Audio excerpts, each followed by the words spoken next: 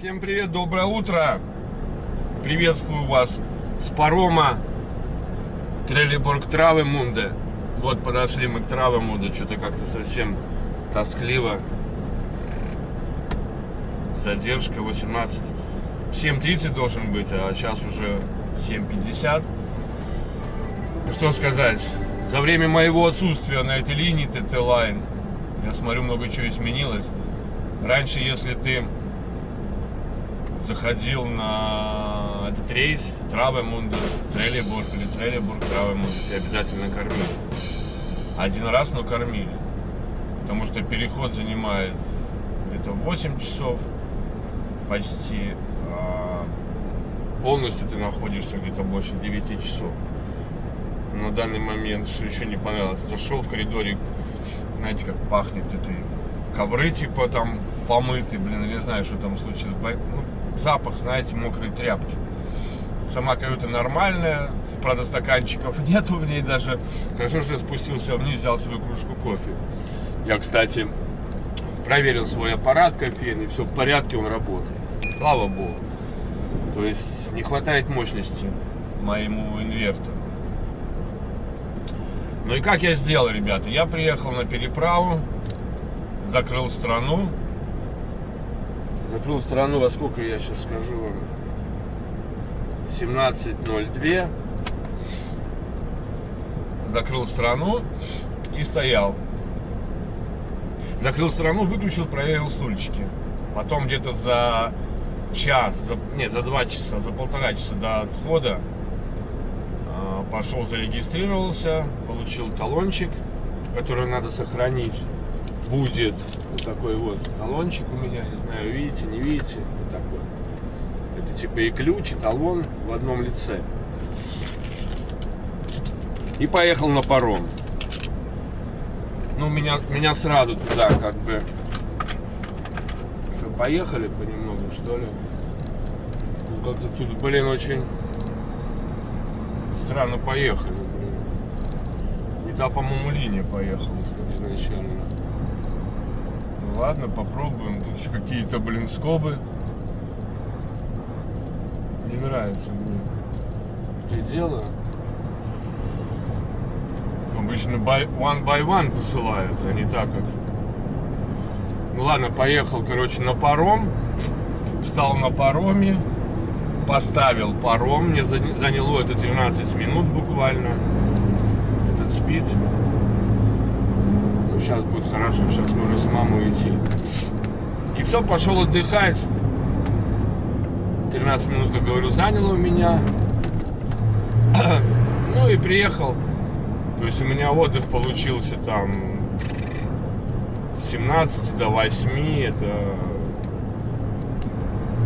очень много. С 5 до 8 больше там 14 часов где-то. Approximately. Ну и сейчас начинаем движуху в сторону Бельгии, друзья мои. Знакомый порт, как видите, все знакомо. Когда-то он был, можно сказать, родным, когда я работал в Хейстеркампе. Я будем выезжать. Андрюха где-то стоит в порту, отдыхает.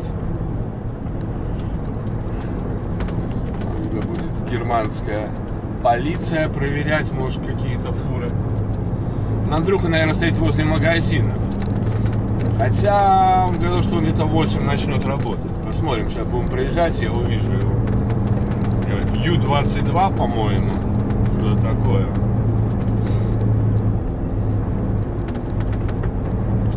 Что-то у меня как-то GPS не срабатывает, что ли.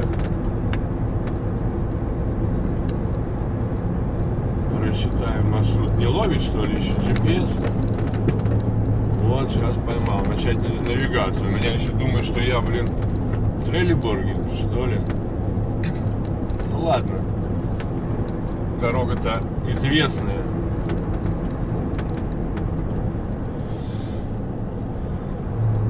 Ох. Финлайн стоит. Stena Lines. Там дальше Stena Alliance обычно левее нас. А вот, кстати, эти пароходики, паромчики. Вернее, коллеги съезжают, по-моему, со Stena Alliance. Все, заработал GPS-ник, 606 километров пока. То есть сегодня я целый день еду по максимуму.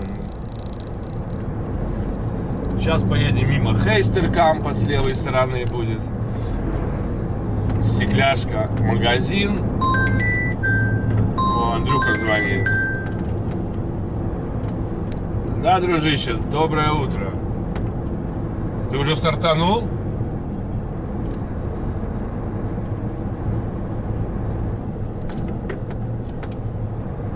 А чего ты полтретьего лег?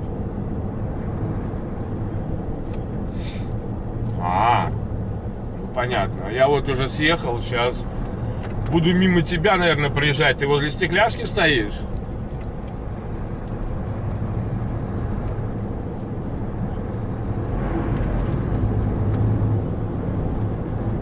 Ну, возле стекляшки, я и говорю.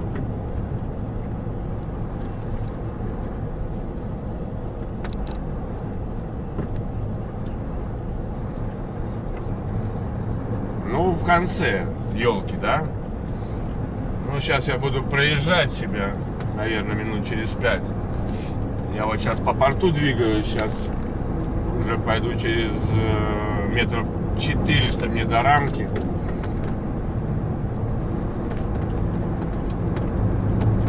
Так что... Не, ну куда? Я в 5 часов вечера закрыл смену, блин, сколько мне тут, 13 минут на заезд было, у меня все в порядке с паромной. То есть вообще там у меня получилось сколько, 15, 5 часов 12, 6, 7, 8, у меня 15 часов получилось, так что у меня все хоккей. Ну, парома, да, и отдыха, как бы, все зашибись, Андрюш. Сейчас я вот...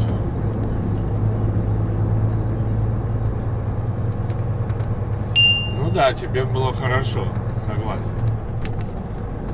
Нет, я вот сейчас последний поворот, сейчас буду заезжать в рамку только. Передо мной, по-моему, DAF идет белый, синий тоже у него. А перед DAF желтая кабина, кажется, идет там. АТО какой-то. Кюгель. Ой, мне 606. Ну, целый день гнать. Слушай, Бельгия у нас работает по этому, да, телепасу. И Голландия.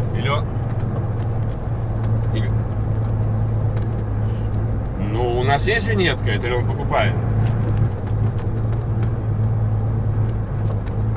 Да, ясно. Во сколько я приеду, да? Ну, примерно сообщу ему.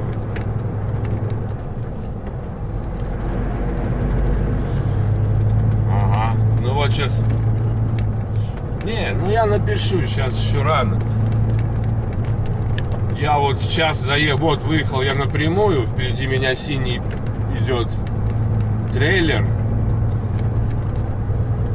Идет, что-то я тебя не вижу. Ты в елке справа должен быть, да?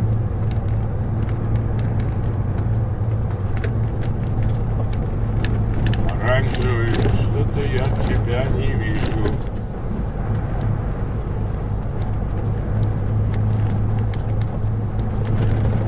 А, ты вообще почти последний стоишь. Не, это не ты. Это ты с полосой белой. Видишь? Ну я поморгал тебе только что, а ты меня даже не видел. Ну все. Ну все, давай, дружище, давай. Конечно.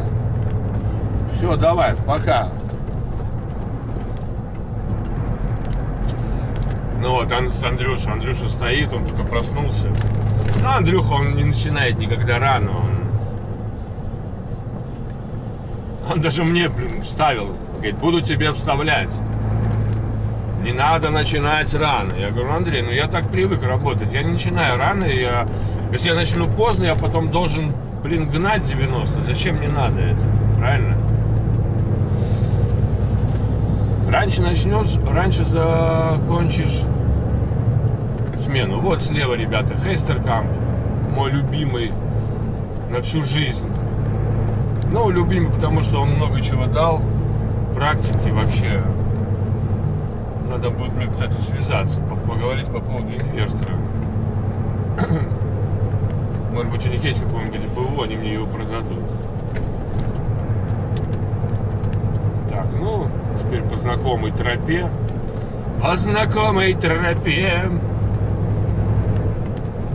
И надо не забывать, что там у нас радарчик. И многие забывают. Они думают, они уже на дорожке.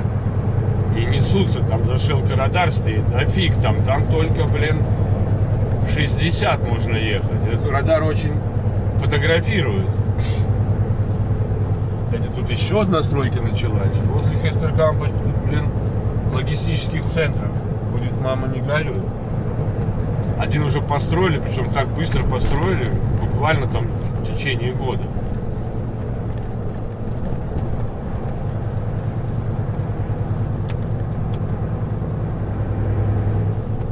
Ой, ностальгия, ребята, по знакомым местам, вот реально.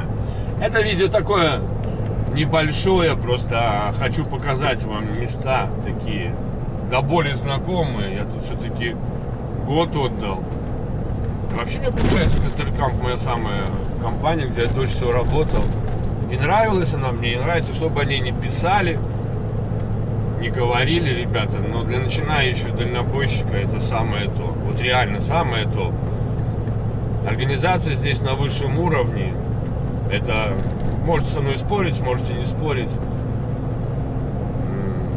Те, кто любит порядок, добро пожаловать в Хестеркамп. Да, по деньгам здесь не особо платят.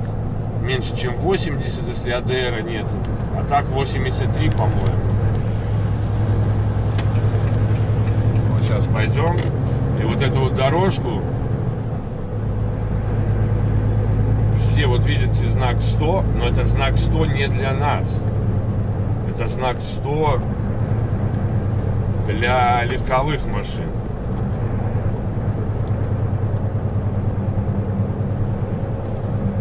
Да, серьезно, для легковых машин. Я все думают, что это все, я вышел. Нет, это националка еще. Надо проехать тут радарчик, и там уже выйдем на дорогу. Что мы сейчас еще будет примыкание.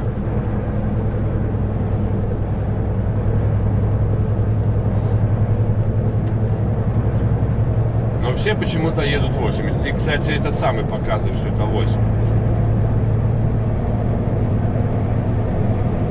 GPS. Хотя, может быть, этот участок 80. Но дорога 75-я. 75-я, это значит националка, в принципе. Правильно? Правильно. Сейчас она будет, к ней будет примыкать другая дорожка. И там впереди заправка шелловская. Там надо притормозить.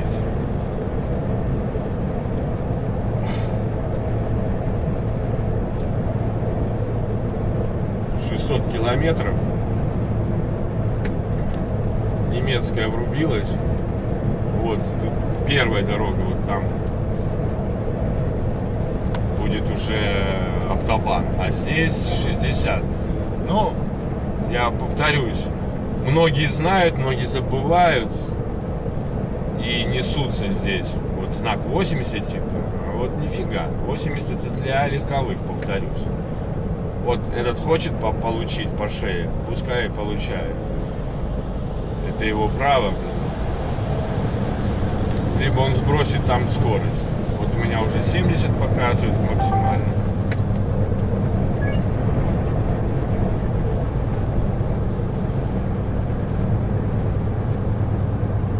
И вот сразу хопа и показывает через 230. Главное показывает 80, через 230 километров радар на 60. Так и есть. Вот я серьезно говорю. А, вот, сразу сбросил.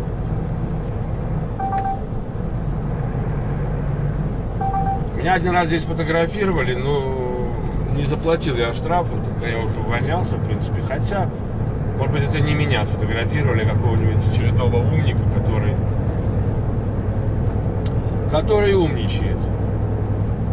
И едет, типа, не понимая, ой, знак же 80, а что это меня? А может, это национал-то еще. Вот заправочка, в которой мы заправлялись с правой стороны перед отъездом домой. Да, все такое, блин, достаточно родное. Вот тут радарчик стоит. Вот он.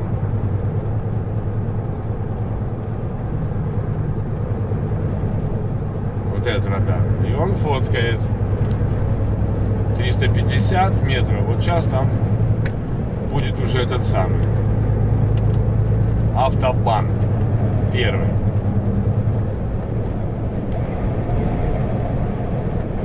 Вот. 100 метров. Вот здесь начинается, и здесь уже можно гнать. Здесь уже все 80 можно фигачить. Погода дождливая. И с другой стороны хорошо, что начинаю сейчас утром, а не в ночь. Потому что если там в елку не встать, потом ночью здесь... Хотя... Не, понедельник тяжеловато было бы найти. Надо было что-то бы думать, чтобы отстой сделать. Можно там где-нибудь притиснуться в Кохниц, поехать туда, к Лидлу, там постоять пару часиков. Когда опять же начнется ночная езда. А хотя пару часиков постоял, там уже 5, можно было бы ехать. Ну это все, ну нафиг. Я не приветствую ночную езду, как и вы. Правильно? Зачем она нужна? Нужно ездить днем.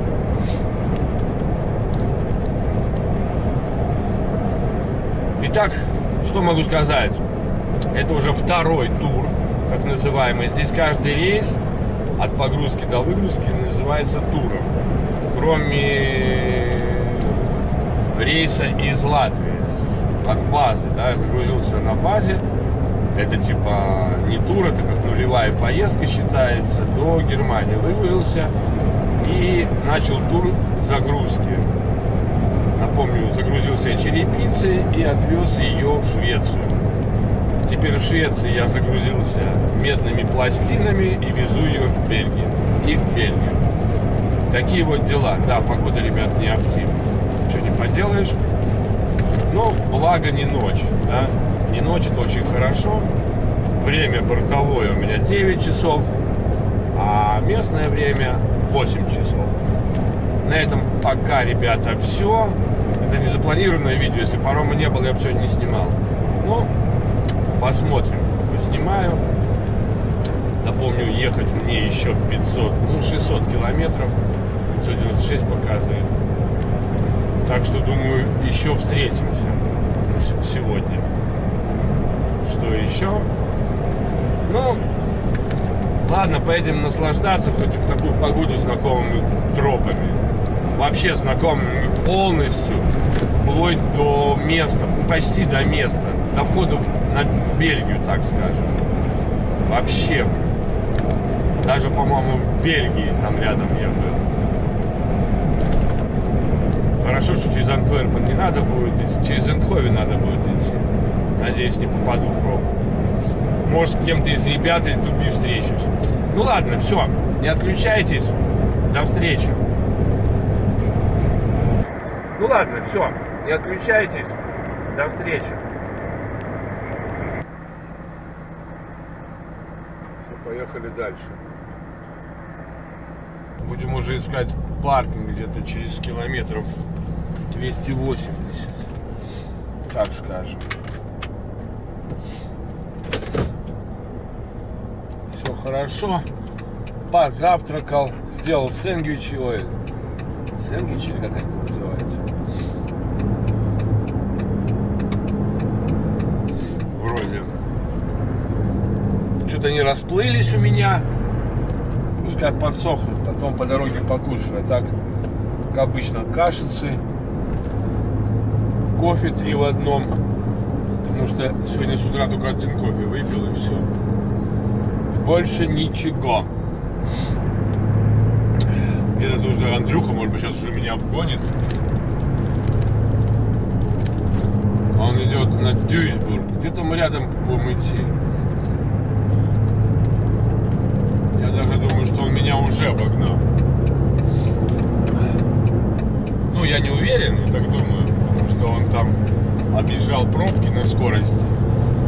А я спокойно двигался по первой полосе, так сказать.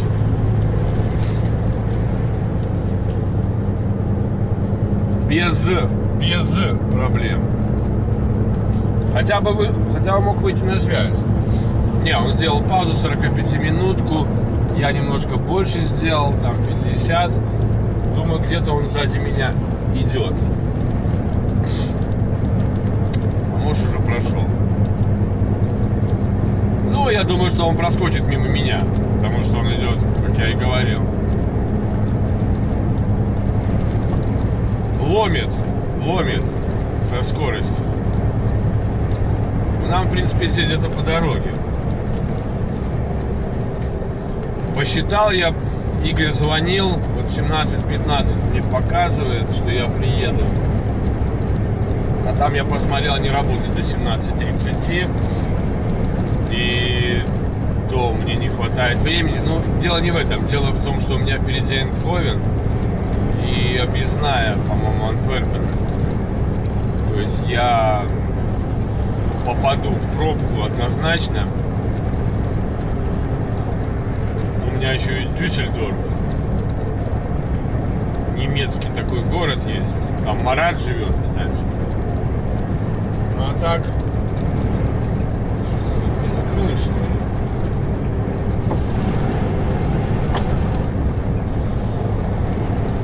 Это там вот так дышит у меня пластиковая. Ну что, настроение хорошее. Проехал я почти 4 часа. Да. Ну, говорю, еду, наслаждаюсь. Никто не гонит. Выгрузка завтра утром. Если бы очень-очень хотеть. Ну, не, но все равно я бы впритык бы приехал. И потом там выгрузка, и где там искать место паркинга. Я в этом городе не был еще. Но я вообще хочу остаться в Голландии. У меня там в районе Эйндховена, до Эйндховена и после Эйндховена есть мои паркинги, где я стоял. Вот, но он показывает, что есть еще ближе к границе. Но там тоже ближе к границе, там чем ближе к бельгийской границе, тем опаснее паркинги. В том плане, что небезопасны они. Как это... Когда я работал в Хейстере, по-моему, работал. А где еще мог работать? Где планшет выдавал информацию. Короче, там становишься на паркинг, где-то некоторые паркинги становишься, и тебе приходит сразу информация. Будьте бдительны, этот паркинг является небезопасным. Значит, где-то там в нашей компании кого-то тогда ломанули. Топливо слили, еще что-нибудь. Как бы такие вещи. Ну, это Бельгия. Бельгия, да, такая. Ну, груз-то у меня не сопрут. Там, блин, он очень тяжелый, я вам скажу так. Но, знаете, не хочется, чтобы тент порезали там, или топливо, не дай бог, слили.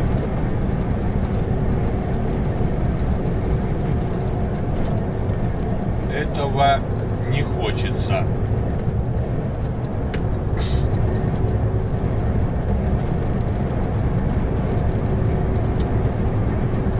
Поэтому лучше где-нибудь в Голландии останусь.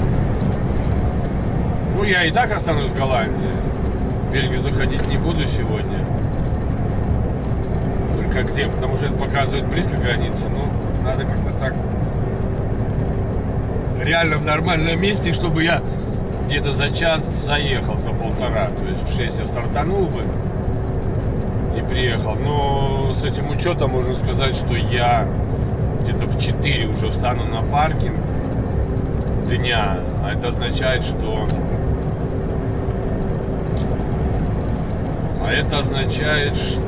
что места должны быть на паркингах в это время. Иду я тут в сторону на Венло. Все знакомо. Оснабрюк, Мюнстер, Дортмунд. Дортмунд я, по-моему, оставлю в стороне.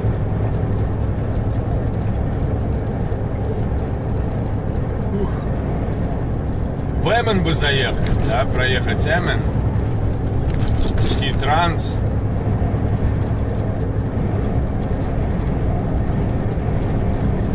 Си-Транс. Но там никого нету на базах.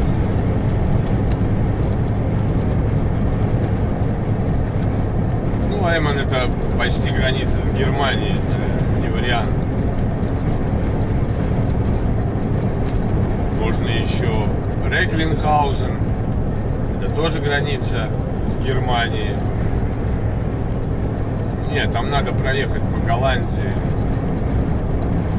Там получается у меня, по-моему, маленький кусок-то по Голландии. Я вам скажу. Да, где-то 80 километров от границы одной до другой. Типа я там по уголку. А потом еще от границы 45 километров.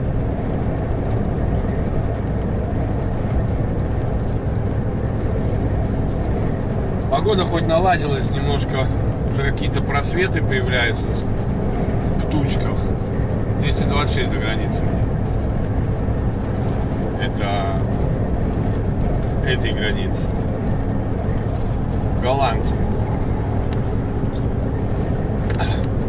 И дождика нет, уже радует. И едем. Спокойно. Смотрите, вот трава уже зеленеет или еще зеленеет. Даже порой не скажешь, что зима какая-то. Скажешь, какая-то весна уже. Блин, надо не забывать, что у меня медь там. Что тормозить резко не надо. Чтобы не прилетело мне в кабину медная плита.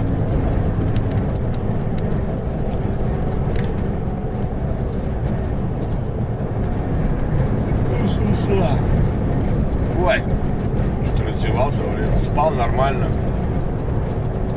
Знаете, там каюта. Ну как, тепло, но воздух очень сухой. Я там пару раз просыпался, будильник поставил, и там будет сейчас один плюс, не будет на ужин, там типа завтрак или обед. Они просто говорят, что arrival time, не times, а in 1 hour.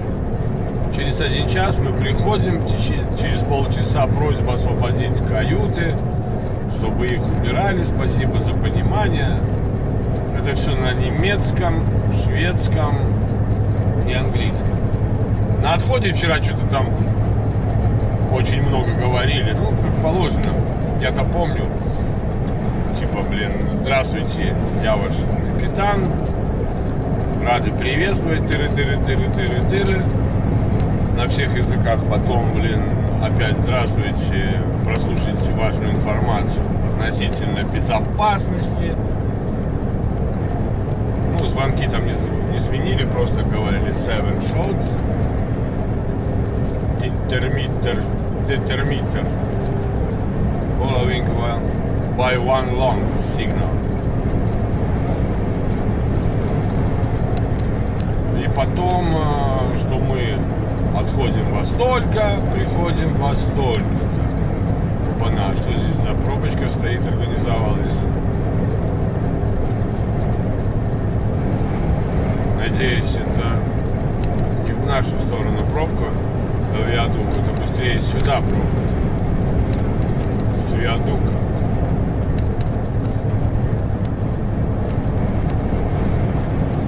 Я так думаю.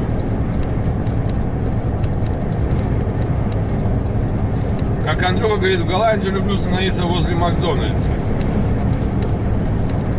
Ну да, логично, потому что в Голландии на этих всех заправках туалеты уже платные, а Макдональдс всегда фри.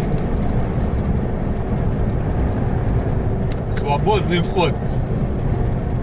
И куда они тут потом идут? Какая-то странная у них обводка. А нет, направо, на эту самую. А что за пробка тогда такая?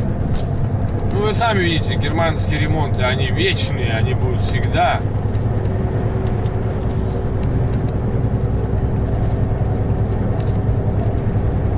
Ну это, наверное, хорошо. С одной стороны. Ну, знаете, когда работаете на компании, которая тебя не торопит, спокойно едешь и едешь. Единственное, если там фиксинг тайм какой-то, тогда вот, ну, как обычно. Здесь никто тебе не кричит, что ты стоишь на 1 минуту больше, на 2 минуты больше.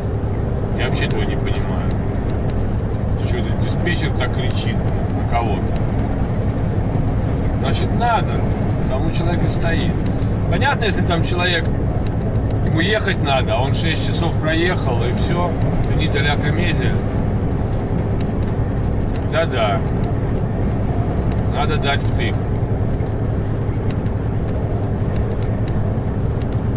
Это не знаю, вот, все хорошо, единственное, камера трясется, надо будет стабилизацию. Я, по-моему, врубал там стабилизацию, а еще надо будет врубить стабилизацию когда видео буду сохранять.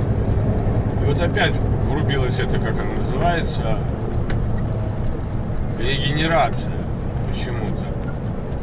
Надо попробовать не выключать ее. Андрюха говорит, она сама включается, потом сама выключается. Ну так она включалась 100 километров назад. Что там, топливо нехорошее, что ли?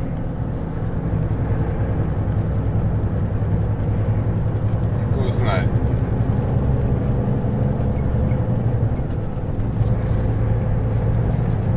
Ой. Пошли краны. 1, 2, я уже вижу. Над верхушками сосен, деревьев торчат башенные краны. Тоже, наверное, интересная работа. Я как-то смотрел на одном канале Twitch. Чудак на кране там где-то в России работает. А может быть, ну, русскоязычный. Может, и не в России. Тоже интересно смотреть. Надо как-то мне один раз простримить поездочку. Просто вот ехать, оставить камеру, как я на Твиче один раз сделал, и в прямом эфире ехать. Интересно. Получится, не получится. Но надо такой, знаете, короткий рейсик какой-нибудь. Чтобы погода хорошая была. Чтобы все было как надо. Я так пару раз сделал. Не помню где. Может, в Хейстере.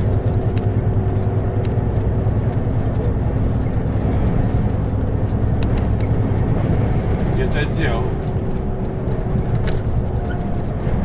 На Твиче я, по-моему, сделал. На Твич или на Твиче. Что-то я там в описании добавил, что типа Twitch.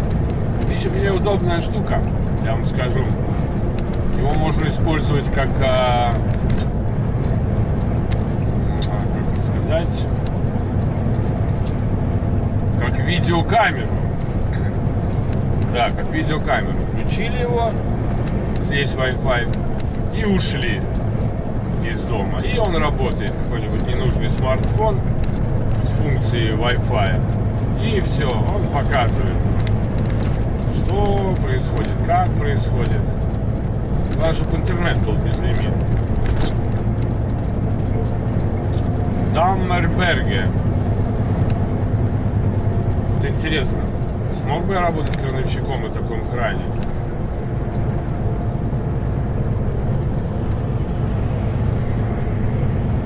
Наверное, смог бы.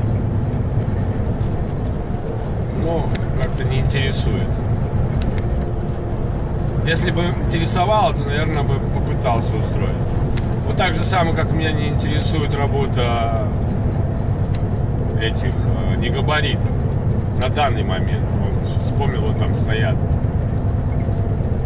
Достаточно... Ничего там сложного нету, но в основном работа по ночам. А это... Да ну его в баню по ночам работать. Они в основном по ночам едут. Ну да, вот такой вот пипец. Едут. О, Женя мне что-то прислал. Женя, смотришь меня? Привет, твое сообщение получил. Что-то ты там мне написал, прислал. Ну, если ты хочешь перестроиться, перестраивайся сразу. Сейчас прочитаем.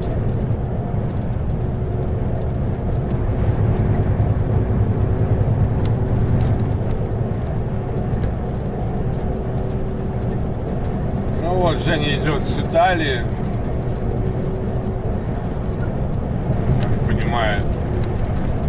Он сейчас в Австрии, потом заходит в Германию, идет на Гамбург и на Данию.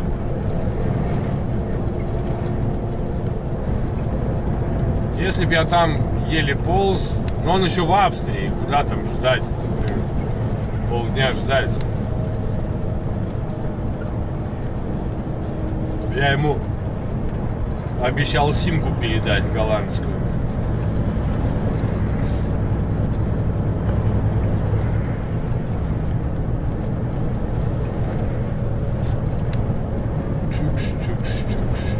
Чухаем. Долго там еще ремонтик?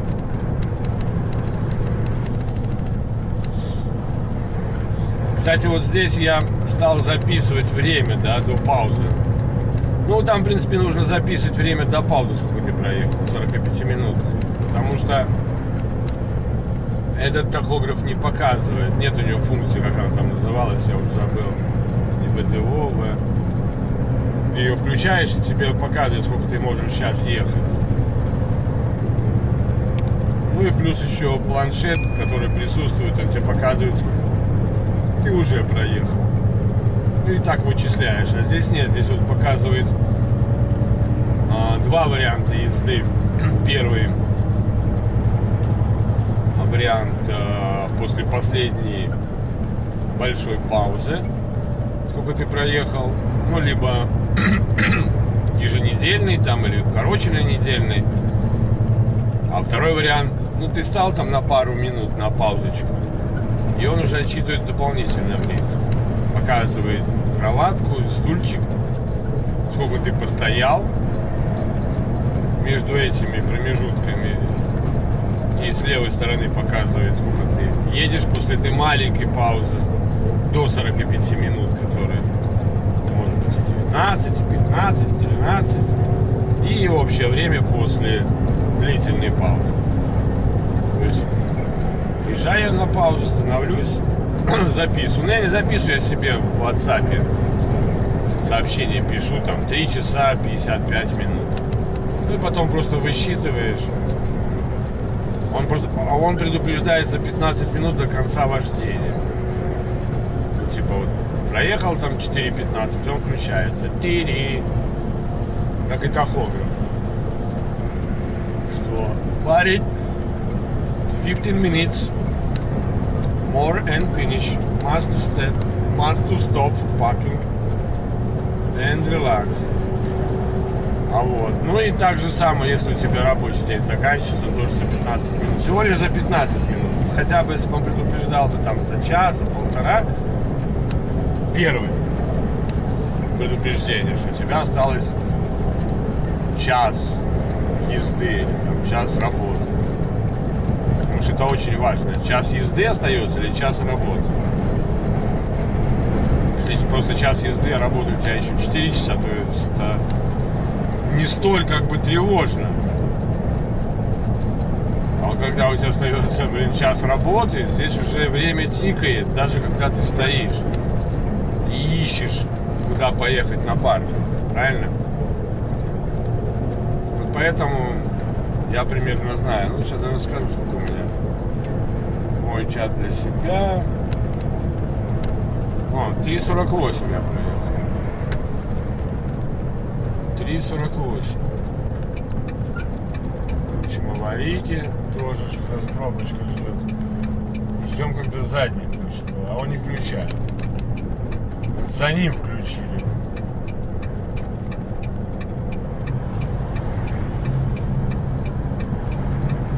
Начинаются пробки. Это, конечно, и есть та засада, которая нас ждет впереди.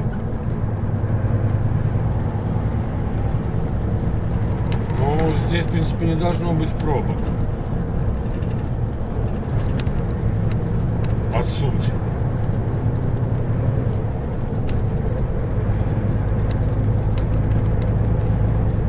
Только, наверное, из этого ремонта. Еще кран башенный, обезбашенный. На башенном кране работает обезбашенный парень. Ну, это еще не высокие краны, конечно.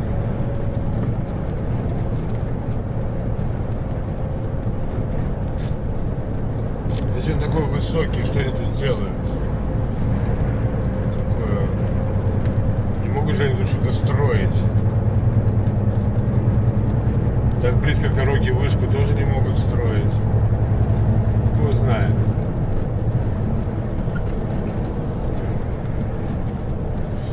Ладно, друзья мои, едем дальше. Наверное, там уже где-то ближе к паркингу. Выйду на связь. Продолжу свой разговор. Напомню, 328 километров до цели. Где-то давайте отнимем 60. Ну, 250 до Финита Трабаха. До окончания работы. Едем дальше.